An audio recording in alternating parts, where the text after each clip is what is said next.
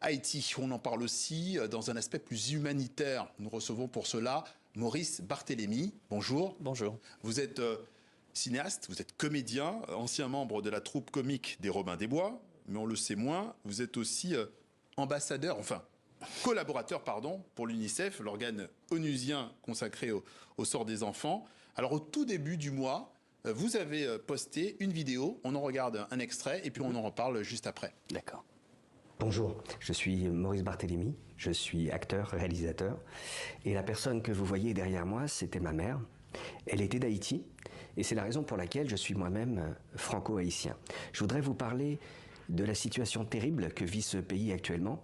Il faut savoir que des centaines de milliers d'enfants sont frappés de violences extrêmes, des meurtres, des enlèvements, des viols, des destructions frappent de très nombreuses familles du pays qui sont obligées de se déplacer pour pouvoir se protéger. On estime qu'il y a environ 362 000 personnes et parmi elles 200 000 enfants.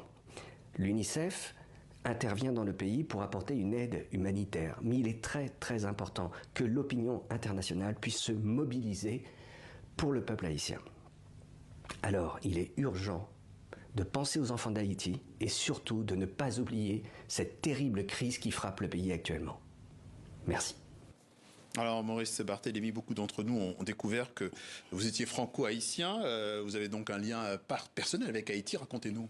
Ma mère était née à Port-au-Prince, elle était haïtienne, elle est devenue conteuse par la suite, elle s'appelait Mimi Barthélémy. Et mon père était ethnologue et un grand spécialiste du monde rural haïtien.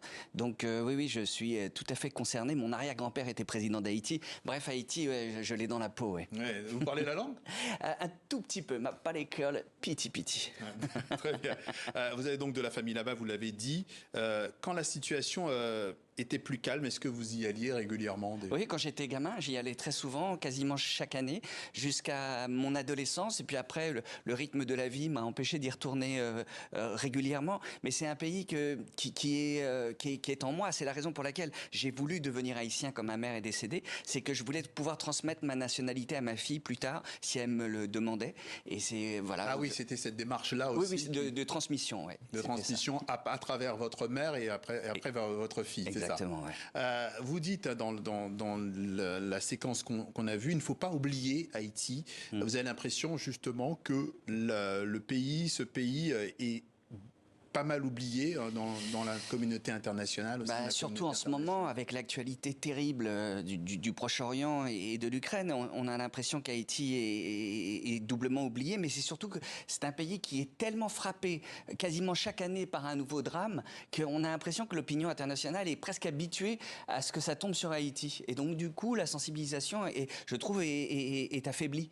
Et alors, c'est la raison pour laquelle je suis là, c'est pour rappeler que là, il y a une crise terrible depuis un certain nombre de mois, mais qui s'est aggravé le 28 février dernier et qui est en train d'entraîner le pays dans le chaos le plus total.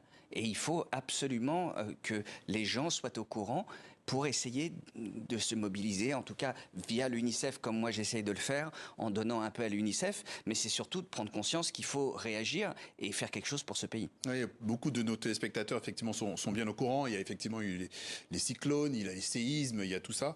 C'est vrai que c'est assez compliqué. Expliquez-nous plus concrètement quel est le rôle de l'UNICEF sur place. Alors, je suis pas un grand spécialiste, mais je peux en tout cas vous dire un peu moi ce que j'en sais, c'est que l'UNICEF déjà dans un premier temps crée des zones sécurisées pour pouvoir protéger les enfants. Alors ça peut être plutôt à ce moment-là en province, on va protéger un stade dans lequel il va y avoir les enfants qui sont regroupés là et comme ça on peut les protéger. Donc il y a d'abord le principe de sécurisation, après évidemment on va apporter de quoi évidemment les nourrir et aussi de quoi les guérir avec des médicaments, de la vaccination. Il y a aussi un apport en eau potable qui est très très important, des distributions de kits d'hygiène et puis surtout aussi une aide à l'éducation puisque tous ces enfants sont totalement déscolarisés. En Haïti, il y a énormément d'écoles et moi c'est le souvenir que j'ai de voir tous ces enfants en petit uniforme qui allaient à l'école même dans les coins les plus reculés du pays. Donc il y a ce besoin d'apprendre qui est très très important en Haïti et donc l'UNICEF essaye via des cours je dirais qui sont diffusés à la radio de pouvoir pouvoir continuer à ce que les enfants puissent être, je dirais, apprendre, éduquer. Et c'est important de rappeler quand même, comme vous l'avez dit, que c'est plutôt en province, parce que en ce moment, par exemple, c'est très tendu, plus à la capitale qu'en province. C'est ça. Après le séisme de 2010, je vais vous poser la question, vous me direz si ça vous convient, mais il y a eu quand même une grande méfiance des Haïtiens vis-à-vis de tout ce qui était ONG. Bien sûr. Est-ce que vous, par rapport à votre collaboration avec l'UNICEF, comment vous sentez l'UNICEF, comment l'accueille? Ça peut se comprendre. Hein. C'est un pays qui a une histoire très particulière. Haïti, c'est la première république noire, 1804. Ce sont des esclaves qui se sont révoltés contre le colon français. Donc, je dirais que c'est dans l'histoire haïtienne qu'il y a quand même une méfiance par rapport à toutes ces nations qui ont essayé de prendre le contrôle du pays. Donc moi, c'est quelque chose qui peut se comprendre. Par la suite, il y a eu des exactions qui ont été commises par des forces internationales. Il y a eu des détournements de fonds assez incroyables après le séisme de 2010, c'était très compliqué. Et tout ça, évidemment, n'a jamais été très clair et on ne sait pas où est-ce qu'est passé l'argent. Donc moi, je peux comprendre qu'il y ait cette méfiance. Maintenant, moi, en tant que citoyen haïtien, je me dis quand même que c'est le seul moyen de ramener l'ordre dans ce pays, qui est une intervention internationale pour pouvoir de police pour pouvoir ramener l'ordre.